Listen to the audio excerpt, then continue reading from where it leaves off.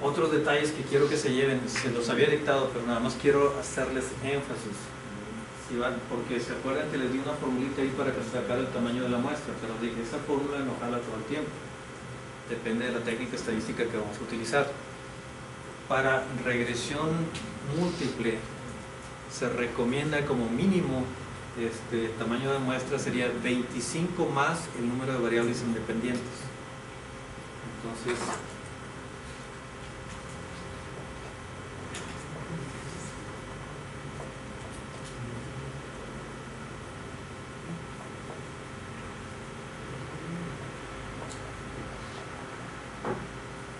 por ejemplo, si tienes 10 variables, eso sería el mínimo.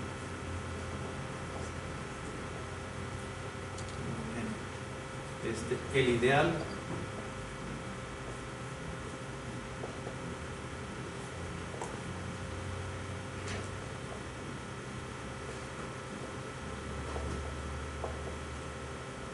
si tienen 10 variables independientes serían por 30 traerían 300. Esa es la gran diferencia. 300 y aquí serían 35, ¿no? Entonces, si tienen entre 35 y 300, ahí en ese rango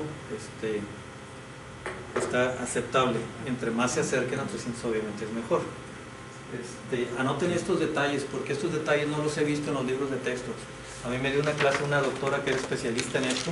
Yo tomé una clase de un semestre de regresión múltiple. Dice, ahí les van unos tips que yo he utilizado en la práctica. Ella se dedicaba a la consultoría en esto. Dice, esto es lo que yo uso como reglas. Entonces, anótenlos.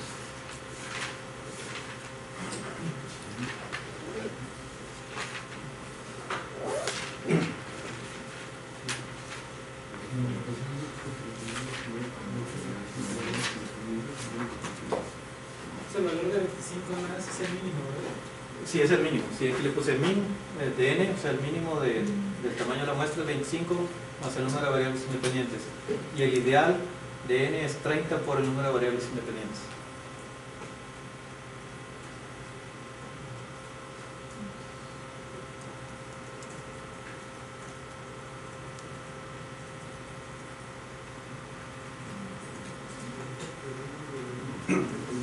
Me han llegado tesistas con este problema.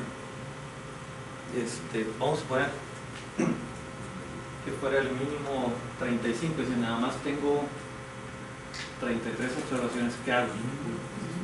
Elimina algunas de las variables que creas que son menos relevantes y córrelo con menos variables independientes. Es la única solución práctica que le encontré.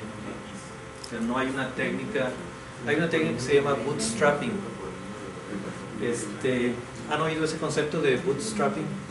O sea, de una muestra pequeña generar más observaciones para hacer una muestra grande.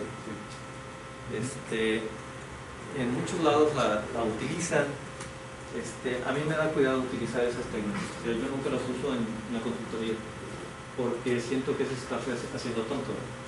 Porque simplemente si tienes una muestra de 20 puedes sacar números aleatorios en ese rango y generar más números, pero estás haciendo una cosa artificial. ¿Sí? Desde el punto de vista matemático, mucha gente lo está utilizando para cumplir con los requisitos del tamaño de muestras, pero si lo aterrizamos a la realidad, realmente te estás haciendo tonto, porque no tienes suficientes datos. Les hago esas aclaraciones. Eso es cuestión de opinión nada más. Si ustedes ven los libros de estadística, hay mucha gente que acepta el concepto de bootstrapping, lo pueden ver ahí en Wikipedia, cantidad de gente lo está utilizando. Yo en lo particular no lo uso.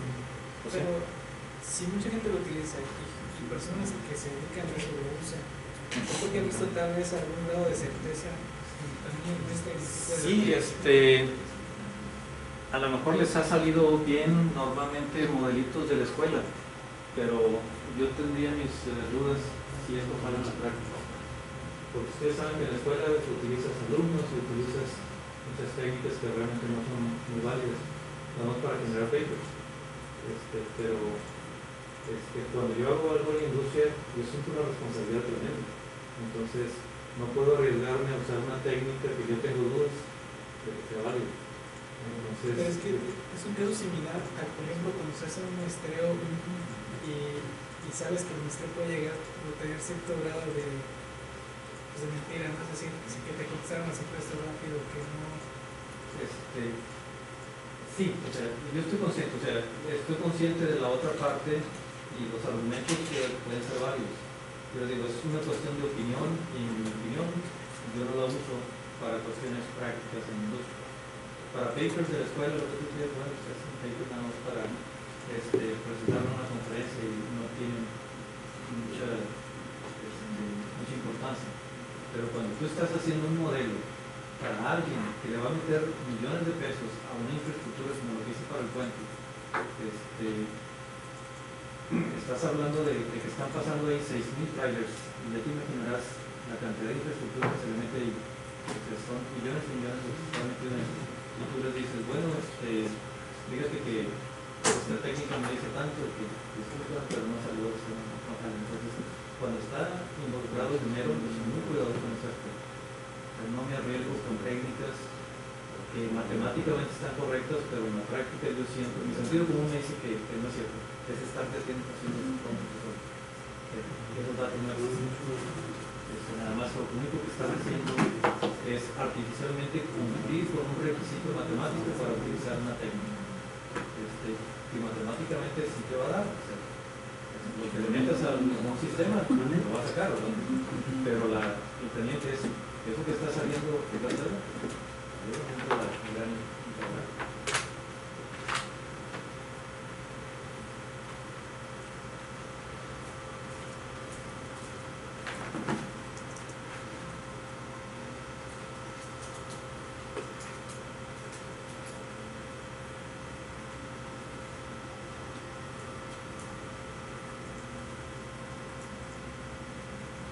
Análisis discriminante. Aquí es donde simplemente quieres clasificar objetos o personas en varios grupos. Y aquí es ¿se acuerdan de esta función que les ponía aquí? Esta función discriminante es esta. Aquí le llaman ZI, aquí yo le llamé FD, pero domina. La función discriminante. Y eso se da en base a cómo se acomoden todos estos valores. Ahí les doy un detalle, si después hacen análisis discriminante, los detalles finos. La técnica más común es la de Fisher, pero asume que las distribuciones están así bien bonitas como estas. En la realidad eso no sucede. A veces hay traslape. Y cuando hay traslape, tenemos que tomar en cuenta la covarianza de los grupos, y para eso se utiliza una técnica que se llama Mahalanobis. Entonces, eso es lo que a mí me gusta utilizar. Mahalanobis es una técnica mucho más latosa, pero te toma en cuenta cómo están distribuidos los datos. Me refiero a lo siguiente.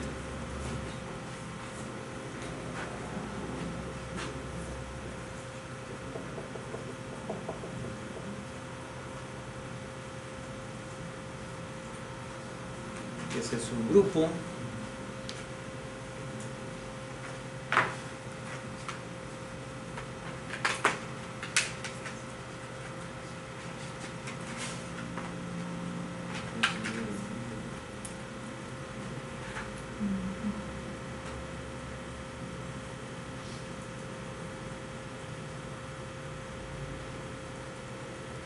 Acá tienen otro grupo. Entonces, los datos no están tan bonitos así como estos circulitos que les pinté aquí, ¿verdad? Está algo así, está algo así. Entonces, cuando hay ese traslape que les pongo en este caso, se utiliza esa técnica que se llama Mahalanobis.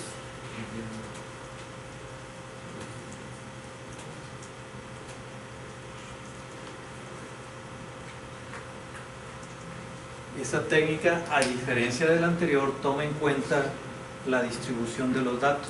Es decir, se dice desde el punto de vista matemático, está tomando en cuenta la covarianza de los datos.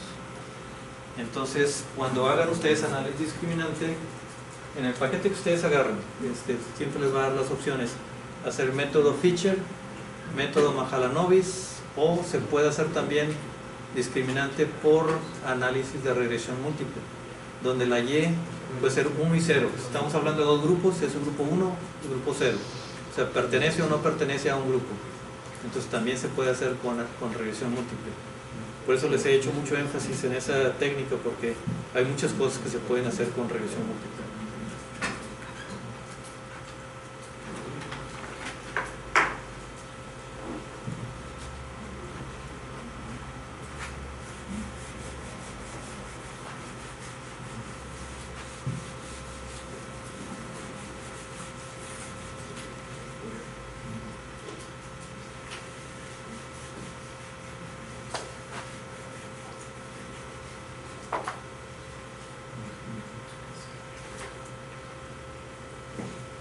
Nada más la función discriminante cuando son dos grupos. Cuando son varios grupos, entonces tenemos que utilizar varias funciones.